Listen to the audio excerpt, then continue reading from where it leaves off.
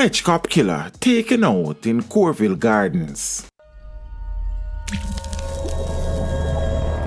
Teach them! Always make sure the message reach them! Just under 12 hours after 2 cops were killed and 2 injured in a pre-dawn attack, a male suspect linked to the shooting of the 4 police officers in St. Catherine on Friday morning, the 12th of June, has been killed. He has been identified as 39-year-old Damion Hamilton, believed to be a deportee. A 9mm pistol was reportedly recovered by the police during the incident. The alleged shooter was killed during a police operation in Corville Gardens, St. Andrew, on Friday afternoon. Reports are that about 3:45 p.m., a police team went to a house in the community where the suspect was holed up. A shootout reportedly ensued, and he was shot dead during the exchange of gunfire. Yeah, brother.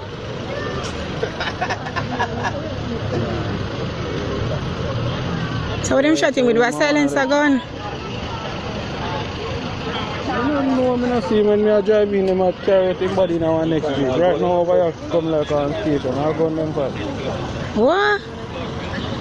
That's nice. Brother, I don't even know what's going on. 2 officers were injured in the incident. One of the 2 policemen who were injured was shot. The other injured his knee while he attempted to evade being shot. It is believed that Hamilton turned up at the house this morning, which was occupied by a young lady, a young man, and an elderly man. Word is that he went there, saying he wanted prayer and they should pray for him, and he wanted somewhere to stay. The female who was found inside the house with the suspect is now in police custody, where she is expected to be questioned. The police said that the manhunt will continue for other suspects in the fatal shooting, which left Constable Ricardo Hilton and Corporal Dane Biggs dead. The attack took place in a usually quiet housing scheme in Horizon Park in Spanish Town. It is believed that the gunmen were in a 2-story building and took aim at the police who were on an early morning operation. One M16 rifle was left behind by the criminals. The rifle was found by police personnel who were summoned to give backup to their wounded colleagues. Meanwhile, news has emerged that Superintendent Leon Clunis and a constable who sustained bullet wounds are now in stable condition. According to the police, an 11-member team led by Clunis, acting on intelligence, went to the location in Horizon Park when the incident occurred.